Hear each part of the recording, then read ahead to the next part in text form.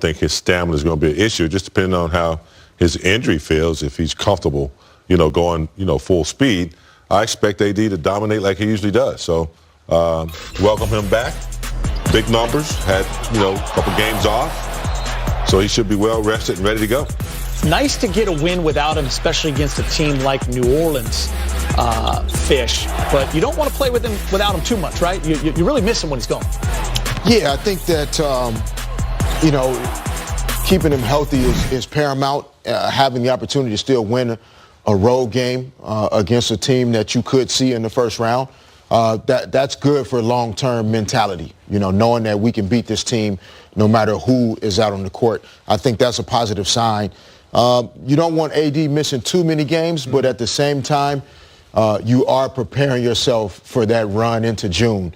So if he needs to miss a game here or there during this final stretch to make sure he's fresh and ready to go, I'd be open to that approach. James, I'm sure as a player, you look at the regular season and you put it into blocks, and when you see this next slate of games, 6 to 8 games, all big-time teams, all, teams with championship aspirations, a lot of them are going to be coming to Staples Center. I mean, there's going to be MVP narratives built around these next 2 weeks. The Western Conference could be a wrap if the Lakers come out of this playing well. So it's going to be a lot of fun. It is. It's going to be fun and challenging. And, if Philadelphia didn't have so many injuries, you'd see, maybe 3 games in a row that would be extremely challenging. But it's good for them, after the All-Star break, to go through this stretch of games. I think a veteran team, LeBron, guys that are veterans, Rondo and guys like that, will understand that, they need to prepare for this stretch of teams that they could possibly see in the playoffs. So getting back to some of the basics they want to get to: solid defense, taking care of all the categories that they have dominated thus far. So I think it's a good challenge for them, and I hope they're ready for it. Yeah, I would agree. I mean, early in the season, we were really, I think, excited for how great the Lakers have been on the road and the way they've been dominant, because we knew the season schedule would turn and they would start to have these games in March at Staples Center, really getting themselves whole, healthy. And I think developing a level of dominance that we've actually seen on the road, I think creating that in Staples Center when it's the Lakers arena is going to be really important when you look ahead to potential Western Conference Finals matchup with the Clippers. The Lakers need to own that building when that purple and gold is up, and they can establish that this month. It's funny, guys, the last few days driving around town, Sports Talk Radio's on, and I know it's a hard job and you got to find topics, but kind of the narrative was LeBron James is back in MVP conversation. And for me, I'm like, from day one, he's been in the MVP conversation if you're watching him on a nightly basis and how he's impacted both ends of the floor and what he's done for this Laker team. They're ahead in the Western Conference, 6 games in the loss column. He's Western Conference Player of the Month, guys, for the second straight month. That's the last time someone did that for the Lakers. It was Kobe Bean Bryant, 2008-2009 season. Fish, when you played with him. He has a record 40 Western Conference Player of the Month or Eastern Conference Player of the Month awards. I mean, the man continues. It's hard to find ways to continue to talk about him, but he is absolutely in the MVP conversation from day one. Yeah, no, I think every season he is. And I think unfortunate for him, he's set a standard of excellence and success that is so high that it's easy to just kind of overlook and take for granted what he's doing, because we've come to expect this. So we're not surprised when he's playing the type of basketball that he's playing. But it's hard for me to imagine a guy at this age with this many miles on his body after 8 straight trips to the finals, a growing injury last year that really impacted him, to come back and have this type of season. I just think it's a great story. And I think he deserves it this season. It's no disrespect to Giannis. I feel the same way. But I believe he deserves the MVP award this year, in particular with the assist numbers to match the points per game, the field goal percentage, the threes, and his team being positioned to make a deep playoff run. Yeah, I mean, he's shooting 36% from three, 50% from the field. Big Game James, the man at 35 years old in his 17th season, is going to lead the league in assists for the first time at over 10 per game. He's still at 26 points per game. He's played in almost every single game. He's pushed this team to be first in the Western Conference Finals. No disrespect to Giannis, but yes, LeBron is in the conversation, 100%. And at the top of it for me. 1,000%, really. You know, they're always so quick to want to pass the torch, sometimes a little bit too early. You know, LeBron has proven that he knows how to, you know, prepare himself, extremely disciplined. So, you know, sometimes, you know, GMs back in the day used to say, you really don't peak, really, till you're 30, 31. So he's 35, and what he's able to do is whatever he wants to do on the basketball court. AD's out of a big game they need to win. He absolutely goes in and dominates.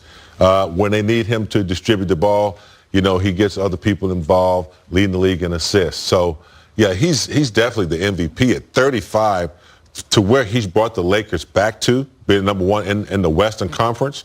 I would say he's definitely, you know, at the top. And I think you have to take into consideration the strength of schedule. When you have to play the Clippers 4 times, the Nuggets 3 or 4 times, the Rockets 3 or 4 times, that's different than some of the teams that Milwaukee has to play on a nightly basis 3 or 4 times per season. And I think you have to factor that in. Lakers and 76ers will tip off at 7 p.m. right here on Spectrum Sportsnet for the latest on tonight's matchup. Let's get you live to Staples Center. Mike Trudell standing by with more. Hi, Mike.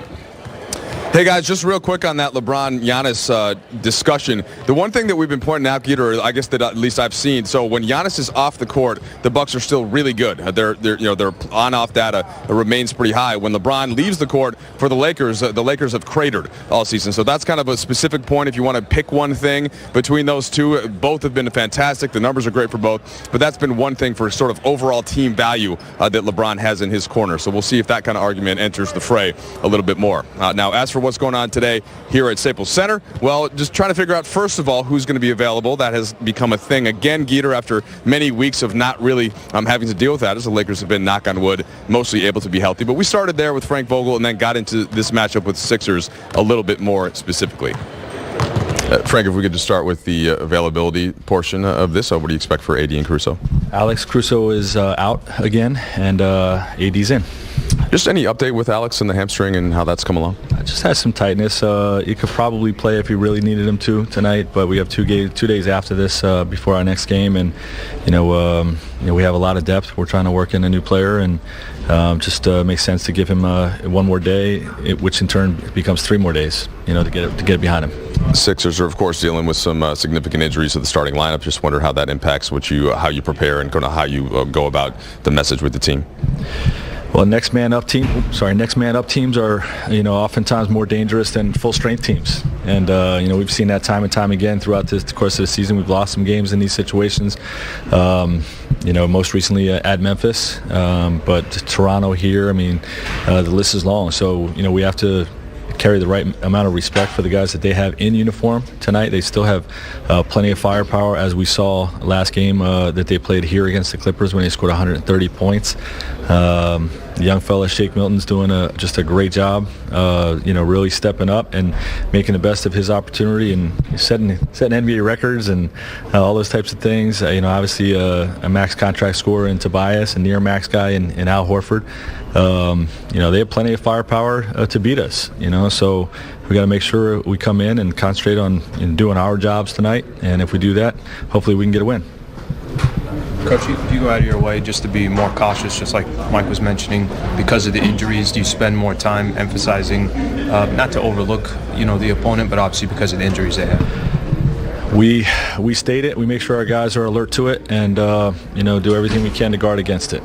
But beyond that, it becomes about doing our jobs and executing what we're supposed to do. And if we do that at a high level, we feel like we can beat anyone. All right, so Geeter, that's something that we've talked about in the past a lot, right? When the other team has a couple of key guys out, other guys are chomping at the bit and excited to get going, and it can be a sort of an emphasis of trap game can come up. That phrase can come up, and they certainly want to avoid that happening. We want to give you some props, actually. Some broadcasting camps have already reached out to Dave Rambazano, our senior producer, and they wanted to get this video footage. There you are right now. You are running out to your live shot, phone in hand, looking down. You got your mic. We're going to show it one more time. It's fantastic. Nobody working harder than you at Staples Center or around the league. That is how you do it. For all you youngsters out there that want to, that aspire to be a reporter, you got to grind and you got to have speed. I actually didn't like my burst there upon seeing it. I'm kind of showing my age. Like fish. If that were fish, you would have seen a lot more fluid movement. I'm kind of like holding my back a little. It's kind of tweaking a little bit. You are wearing dress shoes, Mike. That's not great. I got to work on that. I got to get back in the gym, Fish. I mean, he's wearing dress shoes though. It's not easy running in a suit. It is not. Yeah. Good job, Mike. Good job, Mike. We appreciate you getting out there for the live shot. Good work. That's Mike Trudell, ladies and gentlemen.